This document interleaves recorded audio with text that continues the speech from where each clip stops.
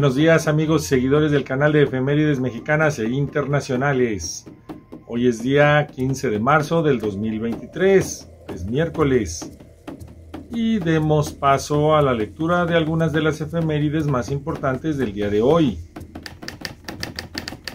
En 1494, Cristóbal Colón, al mando de la Niña, llega al puerto de Palos en España. Es recibido con honores por los reyes de España en virtud de que Martín Alonso Pinzón había hecho llegar un comunicado sobre los acontecimientos realizados en días previos. En 1711 muere en Magdalena, Sonora, Fray Eusebio Francisco Quino, incansable evangelizador, educador y colonizador tirolés, quien llegara a México en 1681. Durante 2 años permaneció en la Ciudad de México, pero en 1683 se adjuntó a la expedición que el almirante Isidro Otondo organizó para descubrir y colonizar tierras hacia las costas del Pacífico Norte. Viajó como cosmógrafo real y misionero. Por eso se llama esa ciudad Magdalena de Quino. En 1778, en la Ciudad de México, es fundada la Escuela de Grabado de la Casa de Moneda, antecedente de la actual Academia de San Carlos, a iniciativa de don Fernando Mangino, establecida por Real Cédula del 25 de diciembre de 1783. Habiéndose posesionado el gobierno de Estados Unidos de Texas, en 1846 el presidente de los Estados Unidos, James K. Polk, al recibir informes de su enviado a México, John Slidell, en el sentido de que no había logrado arreglo con nuestro país respecto al reconocimiento de este mismo como ministro plenipotenciario y de Texas como nuevo estado de la Unión Americana, toma como pretexto la guerra. En 1857, el gobierno mexicano, al mando de Ignacio Comonfort, adopta el sistema métrico decimal, con lo que el metro, litro y kilogramo serán las medidas que empezarán a regir en todas las transacciones comerciales y la vida cotidiana. Sin embargo, un día como hoy, de 1861, Juárez todavía emitirá un decreto para que el 1 de enero de 1862 se use exclusivamente en todas las modalidades oficiales el sistema métrico decimal.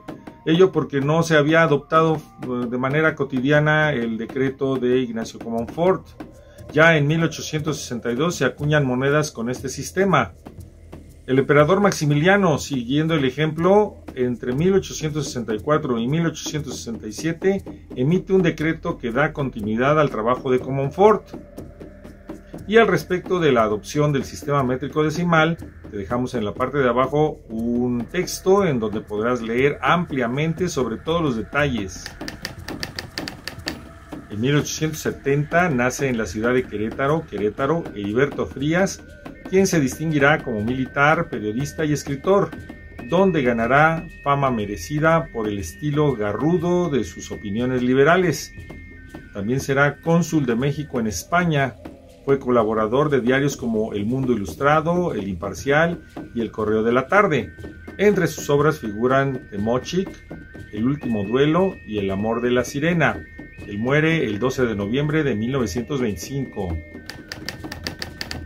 Y en 1890 nace el escultor mexicano Ignacio Asúnzolo, autor de importantes monumentos públicos como el de la Sedena, el Soldado de la Sedena, la fachada del monumento a Álvaro Obregón y el del General Zapata de Huipulco, originalmente en este lugar, ahora ubicado en la Alameda Sur, aquí en la Ciudad de México. Por eso te dejamos una semblanza al respecto de este tan importante autor de monumentos escultóricos.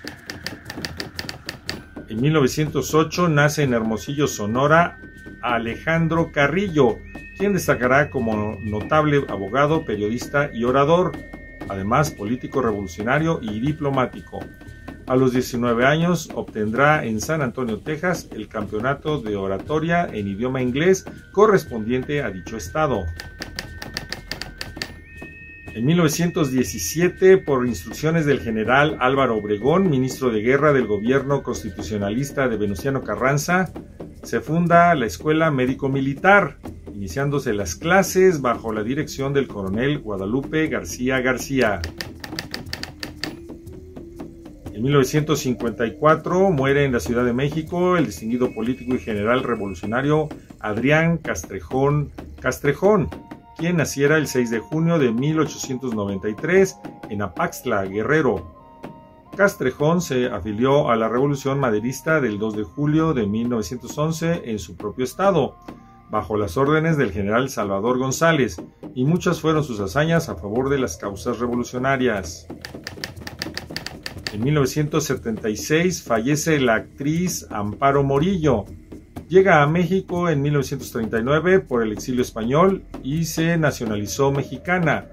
Comenzó a actuar en el Teatro Ideal con las hermanas Isabel y Anita Blanch, trabajando luego en el cine mexicano como dama joven.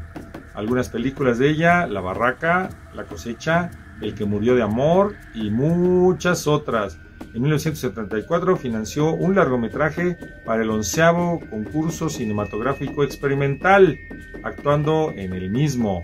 El 26 de agosto de 1918 había nacido en España. Para 2018 tenemos reportado que se estrena el videojuego Mulaka, basado totalmente en la cultura rarámuri del norte de México. Es creado por el estudio mexicano desarrollador de videojuegos Lienzo, ubicado en Chihuahua.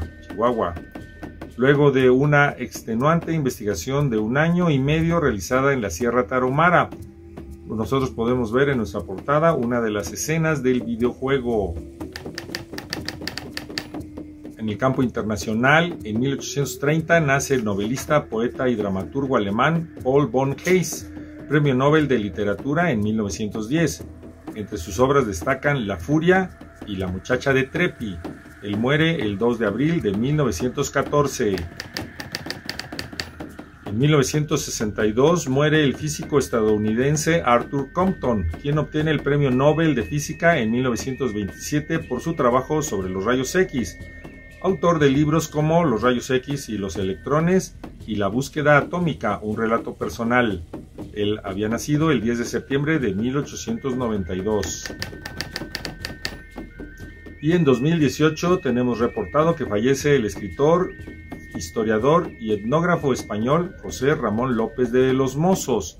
Sus trabajos sobre folclore y etimología le hacen ser un autor de referencia en estos campos, particularmente de la provincia de Guadalajara, en España. Es creador, a la vez organizador y primer director de la Biblioteca de Investigadores Alcarreños. Él había nacido el 3 de febrero de 1951. Y hasta aquí las efemérides mexicanas e internacionales del día de hoy. Danos un me gusta, comparte con tu familia, sé feliz en la lectura.